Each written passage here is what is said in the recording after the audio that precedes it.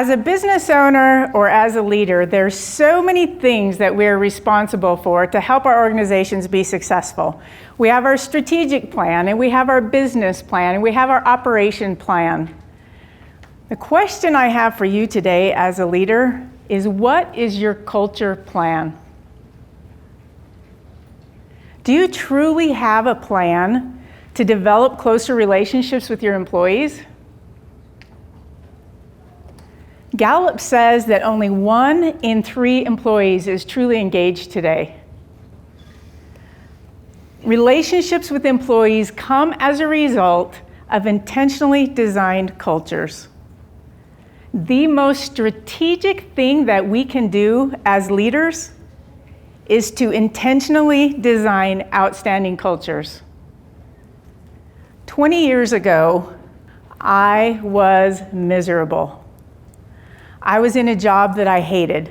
At first, I thought it was just because my big, bubbling, outgoing, fun personality was just too big to fit into that rigid design cubicle that engineers are supposed to live in. And then I realized it was more than that. It was the culture that I worked in. When I first got there, I was excited. I was excited to meet my new boss. He was the area manager over all of the people in our office.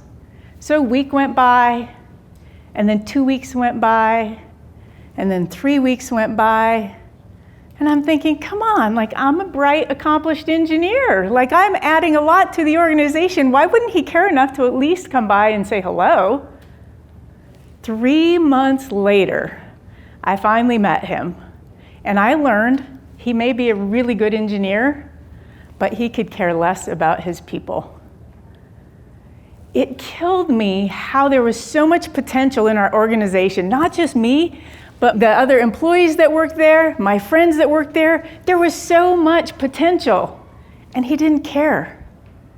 I got to the point where I was just miserable, and I thought, I can't stand here anymore. So I started to think, what am I going to do to get out of here?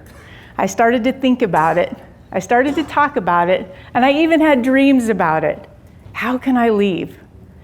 And finally, one day, I mustered up my courage, and I walked into my boss's office, and he asked me to sit down, and I sat down, and I said, I've decided that I'm going to leave, and I'm not going to find another job, but I actually decided that I'm going to be a consultant. I'm going to hang out my shingle, start my own business, and be a consultant.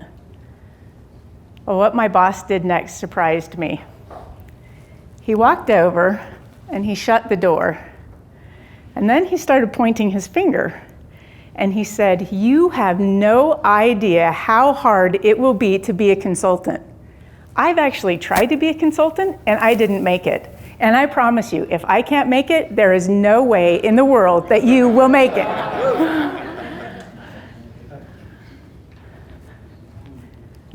I was shocked. It wasn't what I was expecting. I thanked him for his time. I thanked him for the opportunities I'd had with that organization. And it had never felt so good to say goodbye. I was so happy when I left there. I didn't know how to start a company. I had a degree in engineering. But one thing that I did know is I knew that I could create a culture where people would want to work, a culture where people would want to stay, and I would create that culture by design. Every single company that I have worked with this year has 2 concerns. How can I recruit and how can I retain quality employees? Creating cultures by design, not default, is the answer to that question. In the engineering and construction world, typical projects, we have design engineers that design them, and then they go out to bid, and the contractors come and they build them. So they call them design, bid, build.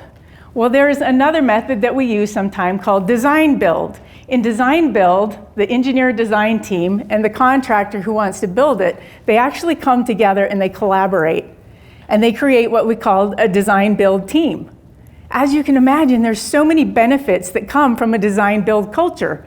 Because there's more collaboration, we're getting more value. A lot of times projects get done faster. And as I started to think about this design build environment, I thought that's exactly what we need in our cultures. We need to design them intentionally, and we need to do it in a way that we build our people. I've learned from the design build cultures, there's 3 things that really make the difference. The first one is communication. Imagine the communication that happens when the designer and the builder are actually housed in the same office.